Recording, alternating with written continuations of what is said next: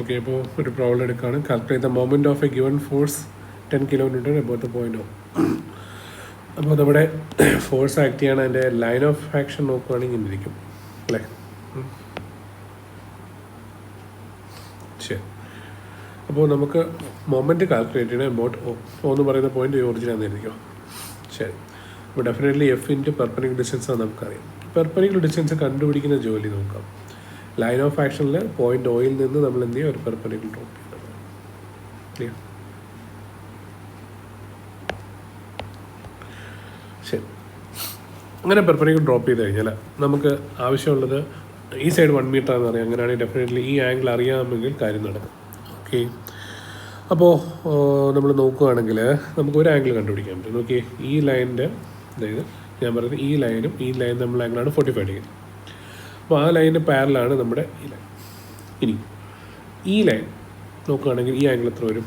45 degree വരും. Clear? ഉറപ്പല്ലേ? ഉറപ്പാണ്. അങ്ങനെയാണെങ്കിൽ ഈ ആംഗിൾ 45 ഡിഗ്രി വരുമല്ലോ, അങ്ങനെയാണെങ്കിൽ ഈ ആംഗിൾ 45 ഡിഗ്രി വരുമല്ലോ.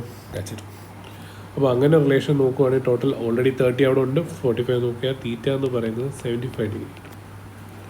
അപ്പോൾ നമുക്ക് കണ്ടുപിടിക്കും ഡി ആണ്. അപ്പോൾ നമ്മൾ 75 ഡിഗ്രി എന്ന് പറയുന്ന ആംഗിളിനെ സംബന്ധിച്ച് ഡി എന്ന് പറയുന്നത് അഡ്ജസൻറ്റ് സൈഡാണ്.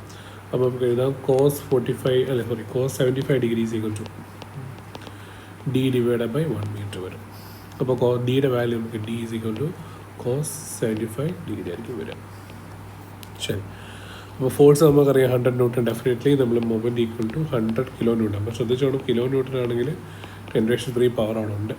cos 75ൻ്റെ വാല്യൂ നിങ്ങൾ കാൽക്കുലേറ്ററിൽ ടൈപ്പ് ചെയ്ത് നോക്കുക, you will find the moment. ഇതൊരു മെത്തേഡ്.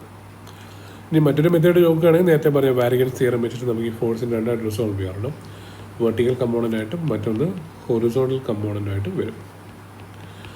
അപ്പോൾ അങ്ങനെയാണെങ്കിൽ ടോട്ടൽ മൊമെൻറ്റ് അബൌട്ട് ഓ എന്ന് പറയുന്നത് moment due to horizontal component അതിങ്ങനെ വരും. നമുക്ക് D1 എടുക്കാം. D1 വരും പ്ലസ്, അതേപോലെ പ്ലസ് ഇവിടെ വരുന്ന സൊല്യൂഷൻ കേട്ടോ. ഇത് കാരണമുള്ള ടോർക്ക് ഇങ്ങോട്ടാണ് പോയിരിക്കുന്നത്. അപ്പോൾ ക്ലോക്ക് വൈസ് വരും. FI എന്ന് പറയുന്നത് തിരിച്ചുമാണ്, ആൻറ്റി ക്ലോക്ക് വൈസ്. അപ്പോൾ മൈനസ് വരും കേട്ടോ.